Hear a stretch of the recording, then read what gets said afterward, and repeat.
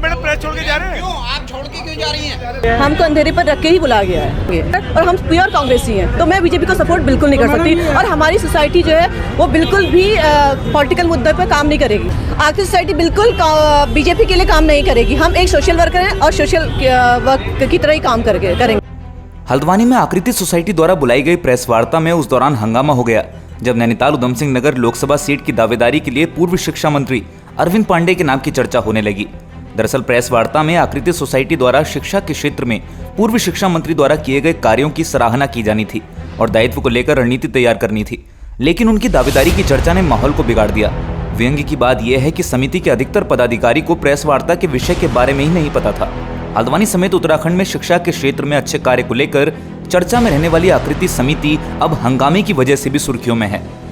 बिल्कुल, मैं कट्टर मिसेस ममता बिष्ट आकृति सोसाइटी की वाइस प्रेसिडेंट हूँ। हमारी प्रेसिडेंट है कुसुम डिगारी, वो यहाँ पे नहीं आई है और मुझे बोल दिया गया था कि हम सब लोग यहाँ पर आ रहे हैं। और मेरे पास जो मैसेज आया हुआ है वो ये आया हुआ है कि सभी सम्मानित सदस्यों को सादर प्रणाम। ये हर्षवर्धन जी हमारे प्रचार मंत्री हैं जो आकृति सोसाइटी के, उन्होंने लिखा है। निवेदन इस प्रकार है कि कल दिनांक 21/10/2023 को प्रातः 11:30 पर आकृति सोसाइटी जस्ट फार्म हल्द्वानी द्वारा एक प्रेस कॉन्फ्रेंस की जा रही है और उस प्रेस कॉन्फ्रेंस का कोई लॉजिक नहीं लिखा था उसके पीछे, क्योंकि हम एक सोशल वर्कर हैं, हम कोई पॉलिटिकल मुद्दा नहीं उठाना चाहते हैं। और मैं हूं कट्टर कांग्रेसी। मेरे फादर 15 इयर्स ब्लॉक प्रमुख रहे हैं द्वाराहाट के।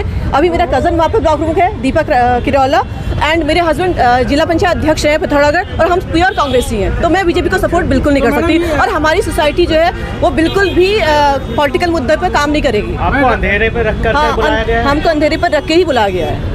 मैडम वही कहीं ना कहीं जो राजनीतिक मुद्दे को लेकर यहाँ पर बात करी जा रही थी कि अरविंद पांडे जी को इलेक्शन के लेकर बात की जाए, क्या आकृति आगे काम करेगी कि जिस हिसाब से यहाँ पर बात करी जा रही थी कि आकृति सोसाइटी यहाँ पे फ्रंट पेज पर हुई थी?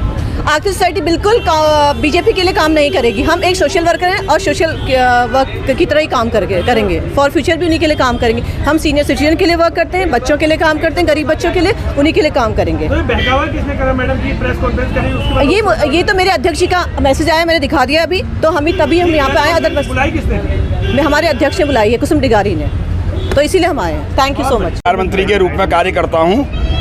ये आज की जो प्रेस कॉन्फ्रेंस बुलाई गई थी, इसका जो आकृति सोसाइटी का मूल उद्देश्य था वो था कि जो हमारे उत्तराखंड के विधायक आदरणीय अरविंद पांडे जी हैं, जो पूर्व में शिक्षा मंत्री थे, उनके द्वारा जो शिक्षा के क्षेत्र में उत्कृष्ट कार्य किया गया था उसको आगे बढ़ाने के लिए उनको मंत्री पद पे पुनः ताजपोशी देने के लिए ये कार्य किया गया था। लेकिन उसके बाद यहाँ पे जो भी चर्चा हुई है उसमें सांसद का नाम आया या सांसद की दावेदारी आई, उसमें आकृति सोसाइटी का कोई लेना देना नहीं है। ये एक संस्था जो है सामाजिक संस्था है, सामाजिक कार्य करती है, जिसमें शिक्षा का योगदान ज़्यादा रहता है, इसलिए ये कार्य। इन लोगों ने बुलाई थी, क्यों बुलाई है फिर प्रेस कॉन्फ्रेंस? देखिए, ये आकृति सोसाइटी ने ही बुलाई थी।